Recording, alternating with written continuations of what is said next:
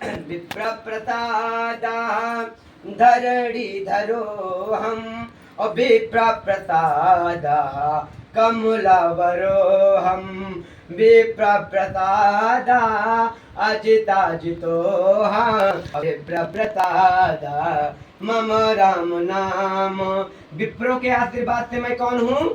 विप्र प्रसादा धरणी धरो हम। विप्रों को मैंने जो धरणी को धारण किया किसके आशीर्वाद से? विप्र के आशीर्वाद से। विप्र प्रसादा धरणी धरो हम विप्र प्रसादा कमला वरो हम। मैंने जो लक्ष्मी का वर्ण किया है किसके आशीर्वाद से? विप्र प्रसादा कमला वरो हम विप्र प्रसादा अजिता जितो हम। जो मैंने पूरे ब्रह्मांड को जीत लिया किसके आशीर्वाद से? हाँ, विप्र के आशीर्वाद से। धन्यवाद भैया। कहते हैं महाराज और विप्र प्रसादा मम राम नाम। जो मेरा नाम राम पड़ा है, मेरा नाम जो घनश्याम पड़ा है, किसके आशीर्वाद से? विप्र के आशीर्वाद से। जिस प्रकार से भृगु महाराज ने किसको लात मारी थी?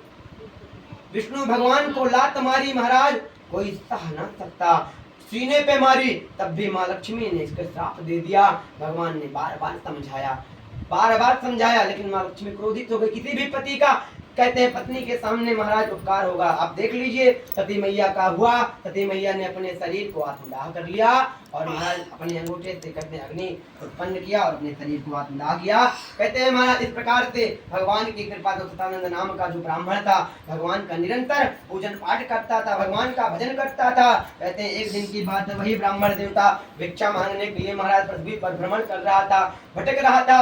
कहते हैं महाराज पृथ्वी पर भटक रहा था। भगवान की लीला देखिए। कहते हैं वही विष्णु भगवान ब्राह्मण का रूप धारण करके आते हैं और देखिए अब आ रहे हैं आपके पास।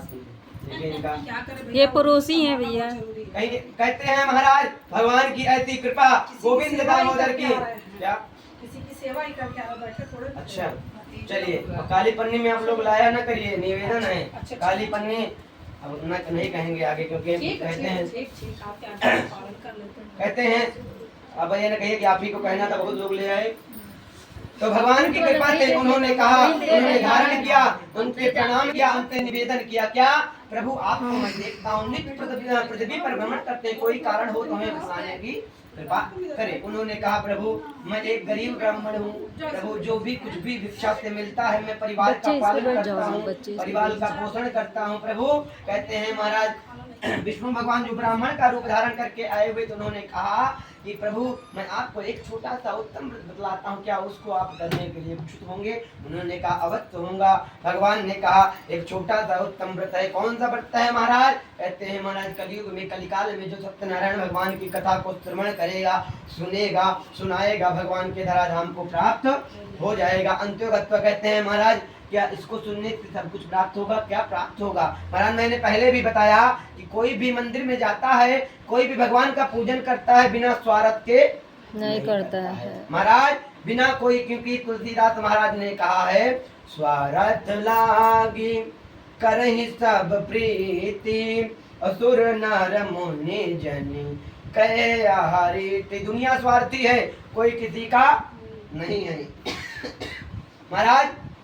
उन्होंने कहा सौभाग्य संतति विजय मोक्ष प्रदम, सौभाग्य को दिलाने वाली, संतान को प्रदान कराने वाली, मोक्ष को दिलाने वाली अमृतमय कथा है। कहते हैं महाराज इस कथा को सुनने से सब कुछ प्राप्त होगा। कहते हैं उसी दिन ब्राह्मण देवता भिक्षा मांगने के निकलता है। उस ब्राह्मण देवता को भगवान की कृपा से सारा कुछ वृत्तांत सुन लेता है। कहते हैं उसके दूसरे महाराज रात भर ब्राह्मण देवता को नींद नहीं आती है और वह प्रातः काल उठता है, भगवान का पूजन, भगवान का अर्चन वंदन करके ध्यान करके आवाहन करते पुनः कहते हैं भिक्षा मांगने के लिए निकल पड़ता है। और जब भिक्षा मांगने के लिए निकल पड़ता है ना, भगवान की अपार कृपा होती है। क्योंकि कहा गया है महाराज जा पर कृपा राम कय होई, अता पर कृपा करहि सब कोई।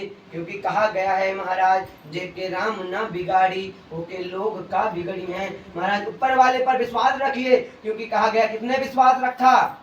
ध्रुव ने रखा, प्रहलाद ने रखा। किसने कहा कि इस खंभे में भगवान है? उन्होंने कहा, प्रहलाद ने कहा कि खंभे में भगवान है। क्योंकि कहा गया मारने वाला है भगवान, बचाने वाला है भगवान। श्रद्धा थी, चींटी को देखते हुए उन्होंने कहा इस खंभे में भगवान है। कौन से भगवान का प्रादुर्भाव हुआ?